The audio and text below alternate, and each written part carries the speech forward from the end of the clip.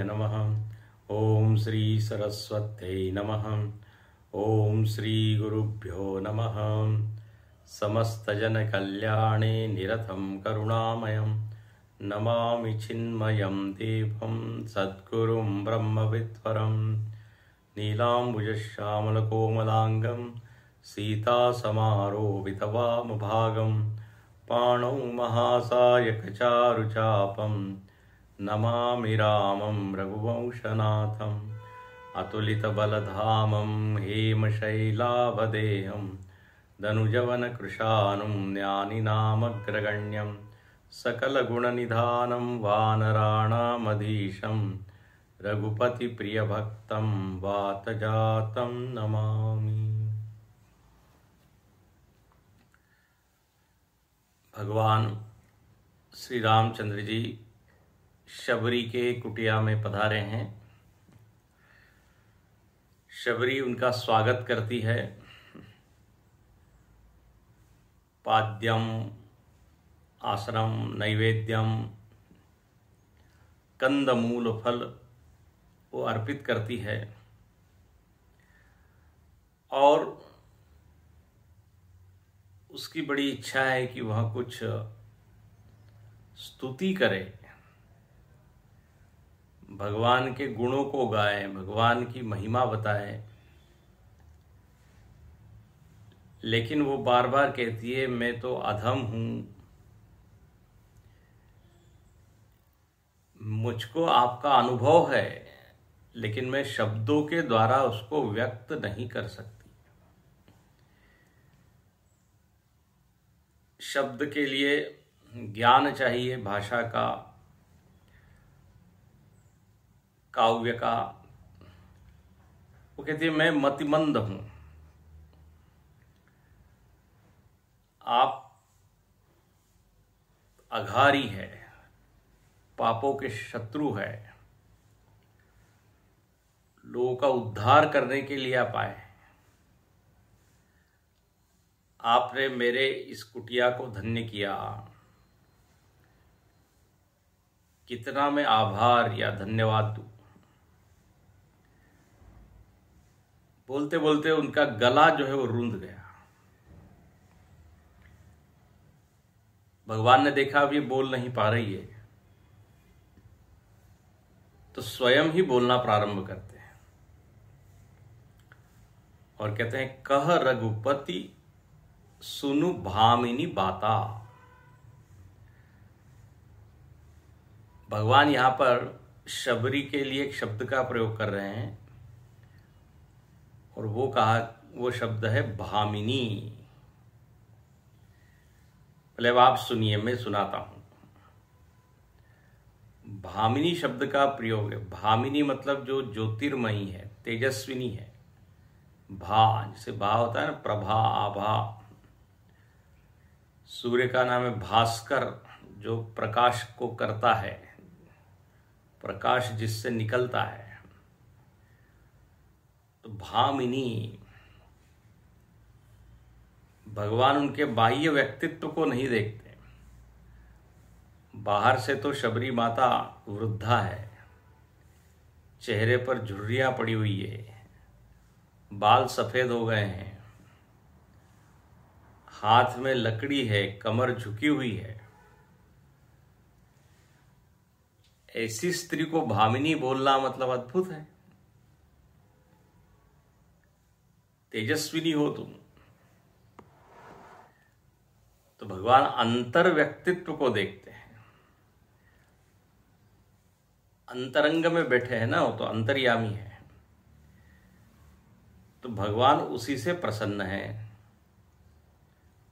प्रायः हम बाहर के नाम रूप को देखकर या तो आकर्षित होते हैं या उससे दूर होते हैं।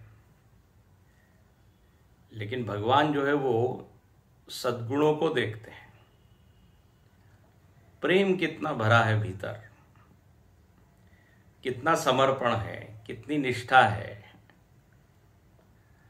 कितना इसने अपना अपना माना है, अपनापन है कि नहीं।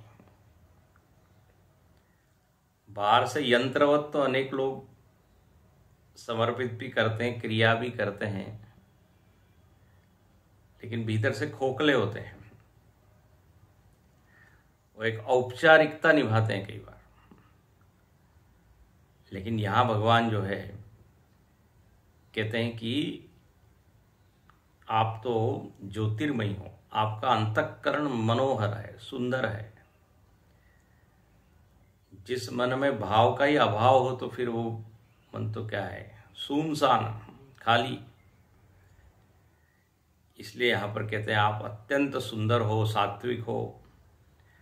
भक्ति का एक तेज होता है, इसलिए भक्त लोगों के देखिए भजन आज भी उतने ही ताजे हैं, आज भी उतने ही आनंद देने वाले हैं, भक्ति को बढ़ाने वाले हैं। क्योंकि जहां भक्ति है वहां साक्षात भगवान की ही शक्ति काम करती है। कहते हैं ना, भक्ति, भगवंत, गुरु, ये सब एक ही है। चतुर नाम वपु एक। तो यहां पर ऐसा सुंदर संबोधन दिया है। और शबरी को मानो भगवान कहते हैं, बार बार तुम कह रही हो कि तू अधम हो, मंदमती हो, जड़ हो, अशिक्षित हो। बोले मेरा उस ओर ध्यान जाता ही नहीं। मैं किसी को अपना मानता हूं, किसी से संबंध जोड़ता हूं, तो उसका हेतु केवल एक ही है, और वो है भक्ति। मानव एक भगति कर नाता। बोले मैं केवल एक भक्ति का संबंध मानता हूं। तुम्हारे में भक्ति है तो बस मैं प्रसन्न हूं। अपने में हीन भावना मत लाओ, अपने आप को दीन मत मानो। और भगवान जो है भक्ति के बारे में उपदेश करते हैं। भक्ति के बारे में हमने समय समय पे चर्चा की है। रामायण तो पूरा भाव से भरा हुआ ग्रंथ है। यहाँ भरत जी भी भक्त है, लक्ष्मण जी भी भक्त है, हनुमान जी भी भक्त है, केवट भी भक्त है। सबकी भक्ति अलग अलग उसके रंग है, रूप है, प्रकार है, उसकी अभिव्यक्तियां अलग अलग है। कोई दूर रह के करता है भक्ति, कोई पास रहकर। सबके मन में भगवान के प्रति एक अपनत्व है। भगवान से अपने आप को जुड़ा हुआ मानते हैं, संबंधित मानते हैं। और बिना संबंध के भक्ति क्या। तो देखिए भक्ति की शुरुआत कैसे होती है। तो प्रायः एकदम पहले दिन भगवान से प्रेम नहीं होता।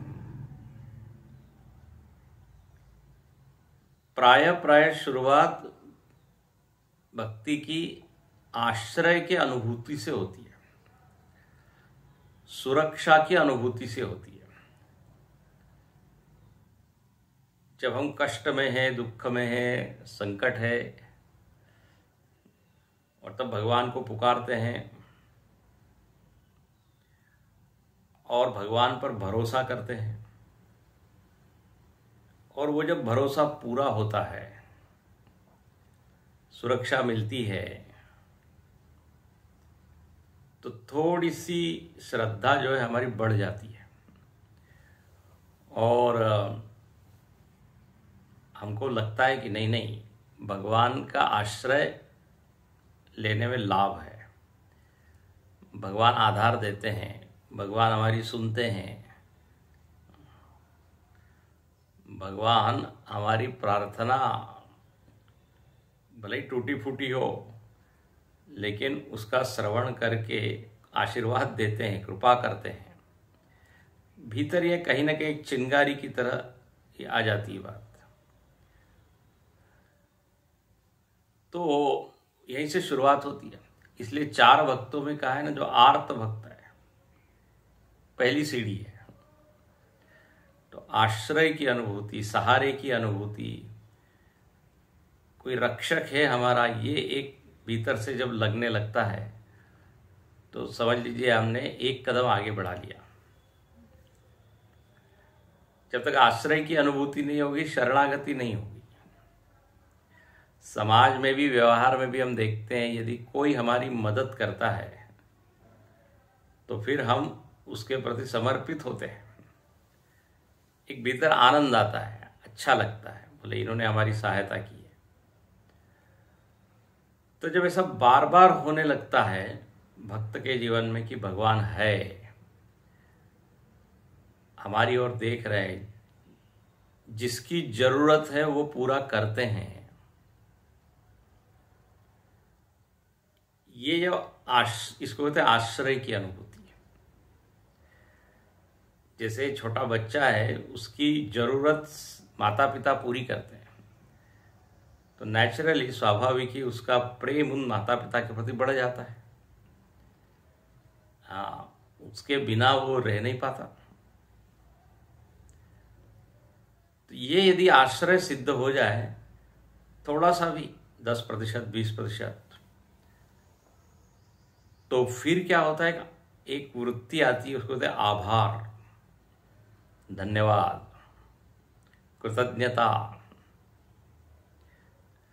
आपने बहुत सहायता की, मदद की, मैं बिल्कुल टूट गया था भीतर से, लेकिन आपने बचा लिया। तो जब कोई रक्षा करता है तो स्वाभाविक ही अपने भीतर एक आभार की वृत्ति आती है। तो अब 2 चीज हो गई, आश्रय की अनुभूति हो रही है और आभार, और इन दोनों के मिश्रण से जो भगवान के प्रति प्रेम है वो थोड़ा और बढ़ जाता है। हाँ, अब उसको भगवान के साथ संबंध रखने में आनंद आता है। अब वो कहता है असली संबंधी तो भगवान ही है, बाकी किसी ने मदद नहीं की, लेकिन भगवान ने मदद की। द्रौपदी ने सबको पुकारा, लेकिन अंत में हे गोविंद हे गोपाल, अब तो जीवन हारे। जब ऐसा उसने आर्त भाव से पुकारा तो भगवान वस्त्रावतार लेकर, है ना, उसका रक्षण करते हैं। जो नाम का प्रताप है, तुम्हें याद हो कि न याद हो, ध्रुव को पिता ने निकालिया, हरि नाम मन में ला दिया। ध्रुव को निकाला, प्रहलाद जी को जो है हिरण्यकश्यप ने इतना कष्ट दिया, वह नाम ही पुकारा, गजराज पर विपदा पड़ी, मन में जपा वो हरि हरि। तो इस तरह से आधार, आश्रय भगवान का मिल जाता है, और फिर भक्ति बढ़ जाती है। एक बार में ये बात नहीं होती, बार बार जब होता है, समाज में भी आप देखते हैं, एक बार किसी ने, हमने विश्वास किया और उसने थोड़ी मदद की, सहायता की, तो एकदम 100% भरोसा नहीं आता, थोड़ा सा जागता है। फिर अगली बार फिर यदि कुछ इस तरह की परिस्थिति आई और फिर उसने मदद की, बस फिर तो जब भी कुछ कष्ट आता है हम पहला फोन उसी को करते हैं, क्योंकि आश्रय सिद्ध हो गया। भले बस वो है ना, तो कोई फिक्र की बात नहीं। फिक्र की फकरी करे ताको नाम फकीर, ऐसा भक्त लोगों को फकीर कहा जाता है, तो फिक्र नहीं करते हो, फिक्र की फकनी चटनी बना देते हैं। बोले अब यदि वो है तो मैं क्या चिंता करूं। वो एक भक्त ने भगवान से यही कहा कि भगवान, मैं आपके साथ एक कॉन्ट्रैक्ट साइन करता हूं, मैं आपका नाम लूंगा, आपका स्मरण करूंगा, आपकी पूजा करूंगा। आपको मेरी चिंता करना है, बस। चिंता करने का काम आपका। बहुत ही प्यारी बात है। मैं आपका चिंतन करूंगा, वो ठीक है, लेकिन जिसकी जरूरत है वो फिर आप देखिएगा। और ऐसा भक्तों के जीवन में घटित हुआ है। भगवान जब आश्रय देते हैं, आधार देते हैं, तो एक और बात है, देखिए भक्ति के सारे आयाम हैं। छिप कर देते हैं, अदृश्य होकर देते हैं, किसी को साधन बना के देते हैं। कुछ शंख चक्र गदा पद्म धारण करके हमेशा आ रहे हैं और कह रहे हैं ये लो, तुमको धन की जरूरत है धन लो। ऐसा नहीं होता। ना जाने किस वेश में आ जाए भगवान, तो अदृश्य रूप से किसी को निमित्त बनाकर, अब हम पहचान नहीं पाते, वो हमारी गलती है। स्वप्न में एक बार किसी को कहा भगवान ने कि मैं तुम्हारे यहां भोजन करने आऊंगा। अब उस व्यक्ति ने सारा भोजन बनाया, बोले आज भगवान आने वाले हैं, भगवान आने वाले हैं। अब वो इंतजार कर रहा है, प्रतीक्षा कर रहा है। तो एक छोटा बालक आया कि मैं बड़ा भूखा हूं, कुछ भोजन है। अब इसके बाद भोजन तो था, लेकिन इसने भगवान के लिए रखा था, मना कर दिया। फिर 2-4 घंटे बाद एक वृद्ध व्यक्ति आए, बोले भिक्षाम देही, कुछ भोजन दो, भूख लग रही है। इस व्यक्ति ने देखा लेकिन टाल दिया उसको। फिर कहते हैं कुछ देर के बाद एक वृद्धा माता आई, उन्होंने भी कहा अरे बेटा कुछ 2 रोटी दे दो, भोजन दे दो। अंदर चले गए, दिया ही नहीं। अब शाम हो गई, रात हो गई, लेकिन भगवान तो कुछ आया नहीं। अब वो व्यक्ति ने कहा कि देखो भगवान भी कैसे, बड़ा वचन दिया मुझको, आश्वासन दिया मैं आऊंगा, और आए ही नहीं। सो गया वो। और कहते हैं स्वप्न में उसने फिर देखा भगवान को, और ये भगवान से शिकायत कर रहा है, भगवान आप आए नहीं। भगवान कहते हैं वो लड़का कौन था, वो वृद्धा कौन थी, वो वृद्ध कौन था, वो मैं ही था। तुमने पहचाना नहीं।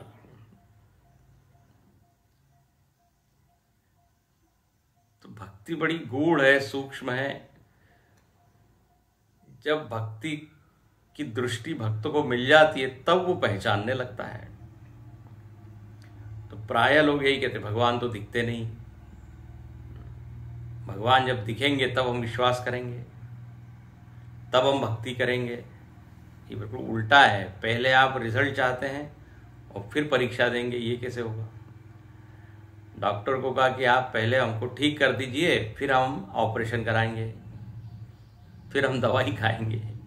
ये कैसे होगा। बिनु विश्वास भगति नहीं। तो इस तरह यहां पे ये भक्ति के बारे में चिंतन संतों ने किया है, और अपने जीवन में भी हम देख सकते हैं। सभी लोगों को भगवान का अनुभव होता ही है, कम या ज्यादा रूप से, लेकिन हम उतने संवेदनशील नहीं होते। उनकी कृपा सब पर हो रही है, हम पर सब पर हुई है, लेकिन वो पहचानने के लिए एक आंख चाहिए, एक भाव चाहिए। उसकी कमी होने के कारण हम अपने ही कर्तृत्व को बड़ा मानते हैं, बोले मैंने किया है, मैंने किया है। भगवान ढिंडोरा नहीं पीटते कि मैंने किया है। वो इस तरह से कुछ करते हैं कि हमको लगता है कि हमने ही किया है। उर्दू में बड़ा अच्छा लिखा है कि तुझे देते नहीं देखा मगर झोली भरी देखी। कैसे देता है, कब देता है, ये समझ में आता नहीं, लेकिन हाँ हमको मिल जाता है। भक्त को अंतरंग एक दृष्टि मिल जाती, बोले ये बस ये भगवान कर रहे हैं, भगवान का ये मैसेज है। हरि प्रेरित तेहि मरत चले 49। हनुमान जी जब लंका में बैठे हैं, लंका दहन करना है, अब अग्नि को सब दूर फैलाना है तो हवा चाहिए ना। पूंछ में आग लगी हुई है, महल में बैठे हैं और उसी समय हवा चलने लगी। हनुमान जी ने पहचान लिया कि ये ग्रीन सिग्नल है, हरी झंडी, बस आ गए हैं भगवान, इस वायु के रूप में ही आए। और फिर मंदिर ते उलटी पलटी लंका सब जा रही है। त्रिजटा ने भी जब सपना सुनाया तो हनुमान जी समझ गए कि ये त्रिजटा को निमित्त बनाकर भगवान हम तक संदेशा पहुंचा रहे हैं। अब देखो, यदि भक्त की आंख नहीं होती तो वो सपना सुन के उसको छोड़ देते, है ना। इसलिए जिसको बहुत अनुभव है भगवान की कृपा का, वो तो हर छोटी छोटी बात में उसको देख लेता है, समझ लेता है। बोले भगवान ये चाहते हैं, भगवान ये नहीं चाहते हैं। हालांकि इसके लिए काफी सूक्ष्म दृष्टि चाहिए। कभी कभी अपनी ही वासना या कामना को भगवान की कामना बना देते हैं। अरे भगवान चाहते हैं, भगवान नहीं चाहते, हम ही चाहते हैं, जबरदस्ती भगवान पर थोप देते हैं। तो वो बारीक अंतर है बहुत। तो जब आश्रय की अनुभूति, जब सहारा मिल जाए तो आभार, फिर संबंध स्थापित हो गया, बस बोले ये है भक्ति। तो मानव एक भगति कर नाता, जिसमें भक्ति है वो मेरा है। भक्ति की अलग अलग परिभाषा दे दी गई है। बोले भक्ति मतलब क्या, तो कहा भागो भक्ति। भाग मतलब विभाग। जैसे हम धन का विभाजन करते हैं, जमीन जायदाद का विभाजन करते हैं कि ये राम का, ये श्याम का, ये गणेश का, ये सुरेश का, सारे भाई आपस में बैठ के, तो उस भाग पर उस भाई का अधिकार होता है, बोले ये मेरा है। तो ऐसा ही भक्त लोग क्या कहते हैं, भगवान मैं आपका हूं।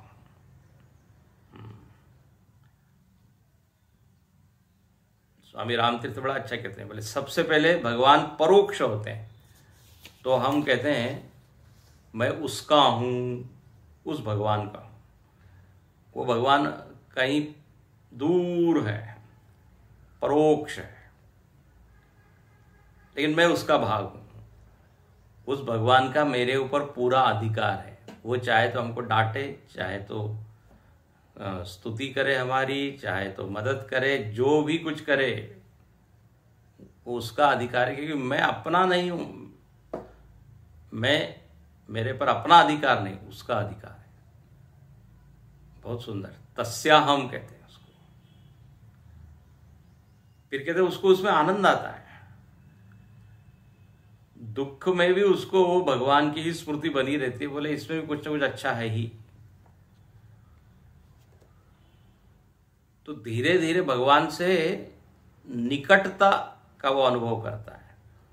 तो अब वो भगवान को दूर नहीं कहता, तस्याहम नहीं कहता, तवाहम। तव मतलब मैं तुम्हारा ही हूं। तुम्हारा जब हम कहते हैं तो वो प्रत्यक्ष होता है। हम कहते हैं मैं तुमको देख रहा हूं, मैं आपको देख रहा हूं, तो मैं आपका हूं, मतलब व्यक्ति सामने खड़ा है। तो कहते तवाहम, भगवान आप दूर नहीं है, मैंने व्यर्थ ही आपको दूर माना था। तो अब थोड़ा और क्या संबंध प्रगाढ़ हो गया। आप से तुम से तू होने लगी। जब संबंध नहीं होता तब हम बिल्कुल आप कह के, संबंध होता है तो तुम, हिंदी में कहते तुम। फिर जब बिल्कुल अपना हो जाता है, अरे तू कहाँ गया था, तू आया क्यों नहीं, आप वगैरह नहीं, वो जब आदर सूचक शब्द है आप, और उसमें थोड़ी दूरी है। लेकिन जैसे जैसे पास में आता है एकदम त्वम, तो कहते हैं भागो भक्ति, भगवान के हम बन जाए। भगवान ये जीवन आपका है, भगवान ये कर्म आपके लिए है, जहां पे हर क्रिया में उनका स्मरण करता है, ये भागो भक्ति। गोपियां भी कहती है कि कृष्ण क्वापिनो गता, कृष्ण कहीं नहीं गया है, वो यहीं है। उसका एक आकार भले गया हो, लेकिन उसकी प्रेजेंस, उसकी उपस्थिति यहां भी। तो ये एक भक्ति है, भागो भक्ति। फिर कहते हैं भंजनम भक्ति। भंजनम भक्ति, भक्ति का अर्थ है भंजन। भंजन मतलब भंजो आमर्दने, राग द्वेष इत्यादि को जो नाश कर दे, नष्ट कर दे, उसको कहते भक्ति। भक्ति आते ही संसार की अविद्या, मोह, आकर्षण, ये सब खत्म हो जाता है। जैसे भोजन करते हैं तो 3 चीज होती है, क्षुधा निवृत्ति, शरीर का पोषण और तुष्टि। अच्छा लगता है, आहा मजा आ गया। तो भूख निवृत्त होती है, शरीर का पोषण होता है, शरीर में बल आता है, शक्ति का संचार होता है, और तीसरा यानी तृप्ति। तो भक्ति करने से भी ये 3 बात आती है। संसार से विरक्ति, अब उसका संसार में ज्यादा मन लगता नहीं, सांसारिक चीजें हल्की लगती है, वो अब उसका मन नहीं रमाती, बोले बच्चों का खेल है।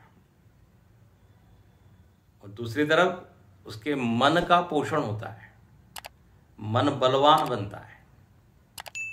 जितनी अधिक भक्ति उतना वो शक्ति का अनुभव करता है। मतलब भगवान है ना साथ में, फिर क्या डरना।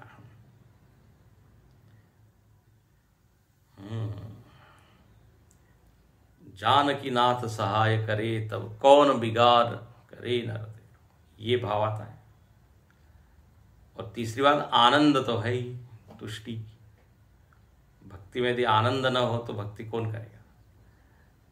तो भक्ति जैसा बढ़िया है ना, सुख देने का और कोई साधन है नहीं। भगति तात अनुपम सुख मूला, सुख का मूल है। भक्ति स्वतंत्र सकल सुख खानी, सुख की खान है, सारा सुख उसी से निकलता है।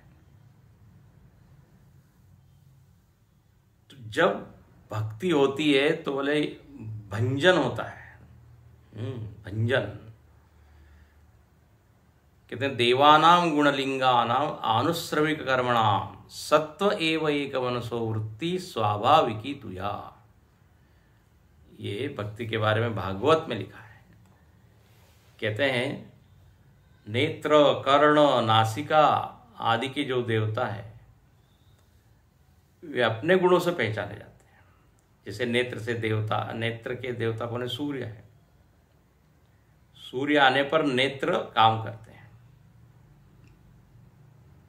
एक एक के अलग अलग देवता है, लेकिन जो भक्त है उसको तो एक ही सद्गुरु दिखता है। सूर्य में, चंद्र में, वायु में उसको भेद नहीं दिखता। भेद का क्या हो गया? मर्दन हो गया। तो ये है भक्ति। फिर कहते हैं भजनम नाम रसनम। भक्ति मतलब क्या? तो कहा कि भगवान की बातों में रस लेना, इंटरेस्ट लेना। भगवान की लीला, गुण, महिमा, चरित्र, उसमें मजा लेना। अब बोले और सुनाओ, अच्छा लग रहा है, उसमें ही वो रमता है। संत नामदेव जी महाराज कहते हैं जैसे भ्रमर होता है, वो इधर उधर घूमता है लेकिन बार बार आके वो फूल पे ही बैठता है, क्योंकि वहां पे एक मिठास है, रस है, मकरंद है। मतलब ऐसे ही ये भक्त का मन इधर उधर जाता है संसार में, लेकिन फिर आके वहीं बैठ जाता है। जैसे जहाज का पंछी, जहाज पर एक पक्षी बैठा है, अब वो जहाज समुद्र में चल पड़ा, अब समुद्र इतना विशाल है, पक्षी बार बार उड़ता है लेकिन उसको आश्रय आधार का वो एक ही है, जहाज। तो ऐसे ही भक्ति मतलब संसार में जाता है थोड़ी देर के लिए, लेकिन फिर घर में, जिसे हम कहीं कहीं भटकते हैं फिर घर में आ जाते हैं। तो भक्ति मतलब एक ऐसी वृत्ति जो बिना प्रयास के हमको कहाँ लेके आ जाती है, भगवान में। उसमें उसको जितना क्या कहते हैं विश्राम और आनंद मिलता है और कहीं नहीं मिलता। तो ऐसी ये भक्ति है। जितना संबंध भगवान से गहरा गहरा होते जाएगा उतना उतना भगवान में आनंद आने लगेगा। इसलिए भगवान कहते हैं मैं भी उस भक्त के साथ जुड़ता हूं और मुझको भी उस भक्त के साथ रहना अच्छा लगता है। मानव एक भगति करना था, कहते हैं ना ताली दो हाथ से बजती है। तो भगवान देखते हैं ये मेरे से प्रेम कर रहा है, तो फिर अपने आप उनके भीतर भी एक प्यास जागती, बोले मैं इससे मिलूं, मैं इससे बात करूं, मैं इसकी रक्षा करूं। अहम भक्त पराधीन। अब कहते हैं ऐसी जब भक्ति गहरी हो जाती है तो भगवान यहां कहते हैं तब मैं और कुछ नहीं देखता, जाति पाति कुल धर्म बढ़ाई, धन बल परिजन गुण चतुराई। अगली पंक्ति बोले ये मैं कुछ नहीं देखता।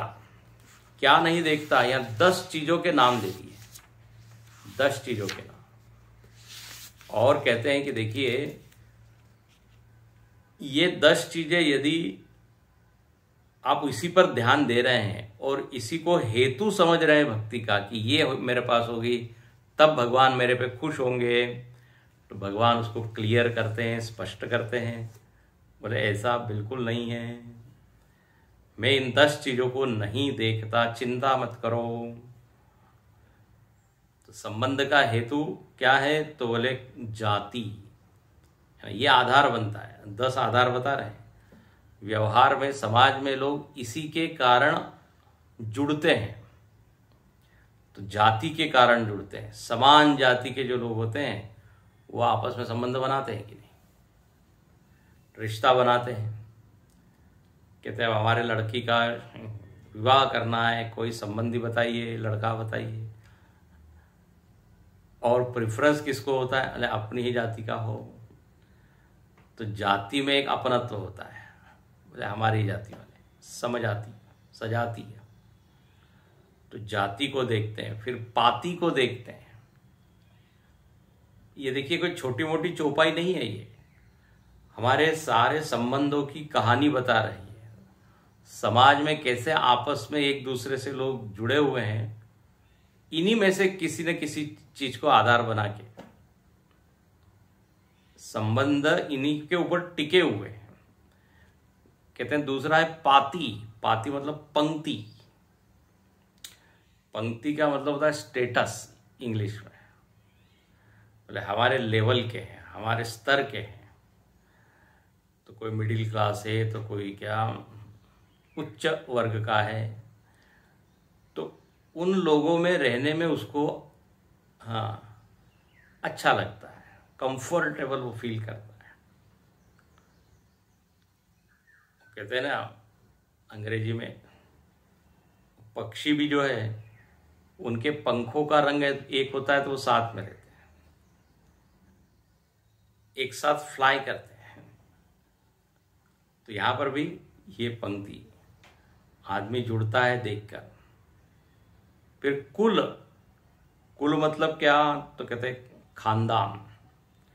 खानदानी लोग आपस में संबंध बनाते हैं, पार्टनर बनते हैं, विवाह होता है, मित्र बनते हैं, खानदानी लोग। तो ये भी एक हेतु है। बोले हमारा खानदान बड़ा पुराना है, यशस्वी है, उनका भी वैसा ही है। तो बोले फिर उनके ही घर से क्या है, कोई लड़का हम देखें वो विवाह करें। तो ये एक है जाति पाति कुल धर्म। धर्म भी यहाँ पे देखिए, अब हिंदू हिंदू है या जिसका जो भी धर्म है उनका आपस में एक प्रेम होता है, संबंध होता है। तो लोग पहले देखते हैं कौन से धर्म का है, धर्म को देखकर जुड़ते हैं। धर्म बड़ाई, बड़ाई मतलब बड़प्पन, यशस्वी। हो सकता है कोई व्यक्ति धन की दृष्टि से उतना बड़ा ना हो, समृद्ध ना हो, लेकिन यदि वो यशस्वी हो, शहर में या राज्य में, देश में उसका नाम हो, तो दो यशस्वी लोग भी क्या है जुड़ जाते हैं।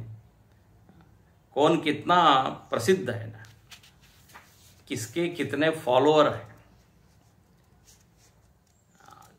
तो जिनके ज्यादा फॉलोअर होते हैं आपस में जुड़ जाते हैं। तो कहते हैं बड़ाई, यश, जाति पाति कुल धर्म बड़ाई। आगे फिर कहते हैं धन बल परिजन गुण चतुराई। धन किसके पास, धनी धनी लोग आपस में संबंध जोड़ते हैं, अपना मानते हैं। तो धनी धनी, इसके पास कितनी गाड़ियां, उसके पास कितनी गाड़ियां हैं, हाँ बोले हाँ, तब तो ये हमारे बिल्कुल समान है, हमारे पास जितनी उतनी है। तो गाड़ी बंगला घर सब ये देखकर बिजनेस, तो आपस में जुड़ जाते हैं। फिर बलवान लोग बलवान पहलवान लोग आपस में मित्र हो जाते हैं। अब ये बल के भी अलग अलग प्रकार है, धन का भी बल है, बाहु का भी बल है, चित्त का भी बल है, शस्त्र का भी बल है। तो ये आपस में पूछते कितना बल है तुम्हारे पास, इतना बल है, बोले बस फिर हम मित्र हैं। परिजन, परिजन का अर्थ होता है कुटुंब। परिजन का एक अर्थ सेवक सेविकाएं भी होता है। तो लोग देखते हैं कि इनके घर में कितने सेवक सेविका है, बोले बहुत है, 10-20 तो होंगे। बोले बस बस हमारे यहाँ भी है, तो बिल्कुल हमारे इस तरह के हैं ये, इनके साथ नाता बन सकता है। तो देखते हैं उनके घर में कितने सेवक सेविका है। परिजन का यह अर्थ होता है, परिचारिका वगैरह होता है कि नहीं। परिजन मतलब दूसरा अर्थ है परिवार के सदस्य। परिवार के सदस्यों का कैसा नाम है, लोग किस तरह इस परिवार को देखते हैं। अरे बोले ये परिवार तो बहुत बढ़िया है, आप जरूर इनके साथ संबंध बनाइए, इनका बड़ा अच्छा नाम है समाज में, इनके घर के सारे सदस्य बड़े ही सदाचारी हैं। बस तो भले ही वहां पे धन न हो, भले ही वो यशस्वी न हो, लेकिन व्यवहार अच्छा है, इस कारण नाता। तो धन बल परिजन गुण चतुराई। गुणवान, हाँ, गुणों को देख के दो कवि लोग आपस में मित्र हो जाते हैं, दो कलाकार आपस में मित्र हो जाते हैं, संगीतकार आपस में मित्र हो जाते हैं, दो खिलाड़ी आपस में संबंध जोड़ लेते हैं। तो कुछ गुण के कारण, एक कॉमन चीज दोनों में क्या है, गुण। हो सकता है उनका धन में दोनों बराबर ना हो, लेकिन गुण की दृष्टि से। और अंत है, अंतिम है चतुराई। चतुराई का अर्थ होता है, वैसे चतुरता मतलब बड़ा स्मार्ट है, बड़ा ही होशियार है, लेकिन यह चतुरता नेगेटिव सेंस में नहीं है, नकारात्मक अर्थ में नहीं है। अरे बोले बड़ा तेज है वो, बड़ा चतुर है, संभल के रहना। यहाँ पे चतुरता का अर्थ इससे है कि ये बड़े ही क्या है, तेजस्वी है, बड़े ही होशियार है, अच्छे ढंग से। तो बुद्धिमान लोगों का क्या होता है, आपस में संबंध होता है। बोले हाँ, इनके साथ चर्चा करने में मजा आती है, ऐसा बोलते हैं लोग। बोले इनका भी ज्ञान बड़ा तेजस्वी है, व्यापक है।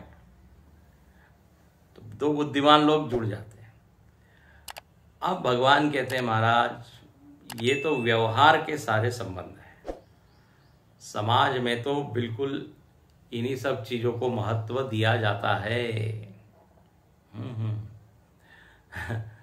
शबरी माता मानो कि देख रही है अपनी ओर कि मेरे पास तो 10 में से कुछ भी नहीं है, जाति पाति कुल धर्म बड़ाई कुछ नहीं है। भगवान मुस्कुरा के कहते हैं इसीलिए तो मैं कह रहा हूं कि ये सब न होते हुए भी मैं तुम्हारे पास आया हूं। इससे सिद्ध है कि ये 10 चीजें आधार नहीं बनते। इन 10 चीजों से मैं खुश नहीं होता। मेरी खुशी का हेतु कुछ और ही है। यदि तुम मुझको आश्रय मानते हो, मेरे पे भरोसा है, तो बस मैं तुम्हारा संबंधी हूं। तो मानव एक भगति करना था। और कहते हैं भगतिहीन न रसोई कैसा। बोले भक्ति के बिना तो क्या है, ऐसा ही है जैसे कोई बादल हो और उसमें पानी न हो, बिनु जल बारिद देखिए जैसा। बादल हो, सफेद बादल, पानी न हो, तो ऐसे सूखे बादल से कौन खुश होगा? न किसान खुश होगा, न मोर खुश होगा, न सामान्य जनता खुश होगी। अरे बोले तो खाली है, हमको चाहिए पानी। ऐसे ही व्यवहार में भी यदि भक्ति न हो, भगवान एकदम निंदा करते हैं। बोले ऐसा संबंध खोखला है, भीतर से कुछ रस ही नहीं है, तो वो संबंध सूखा सूखा। भगतिहीन न रसो होई कैसा। देखते हैं ना व्यवहार में, एकदम भीतर कुछ भाव नहीं होता, ऊपर से एकदम ऐसा दिखाते हैं कि हम बड़े प्रेम करते हैं, बड़ा नाता है, संबंध है। दो नेता लोग आप देखिए, विरुद्ध पक्ष के, एक दूसरे से गले भी मिलते हैं, हार भी डालते हैं, शरीर से हार डालते हैं, मन से वो हारे हुए होते हैं। तो ये बिल्कुल बिना पानी का बादल है, खोखला है, जिस संबंध में कोई डेप्थ नहीं, गहराई नहीं। वो एक साथ खड़े भी हैं, एक साथ बात भी कर रहे हैं, लेकिन अंदर से डिस्कनेक्टेड है। तो भगवान कहते हैं आप भीतर से मेरे से कनेक्ट हो। ऊपर आप जो पूजा कीर्तन भजन कर सकते हो करो, लेकिन मूल में तो मेरे से संबंधित हो जाओ, मुझको अपना संबंधी बना लो बस। फिर मैं ऊपर की चीजें नहीं देखता। इस तरह भगवान ने ये भूमिका बना दी है। और अब भगवान कहते हैं कि मैं तुमको 9 प्रकार की भक्ति सुनाता हूं। बड़ा सुंदर वो प्रकरण है, अगले प्रवचन में देखेंगे। ओम पूर्णमदः पूर्णमिदं पूर्णात् पूर्णमुदच्यते पूर्णस्य पूर्णमादाय पूर्णमेवावशिष्यते। ओम शांति शांति शांति। हरि ओम। श्री गुरुभ्यो नमः। हरि ओम।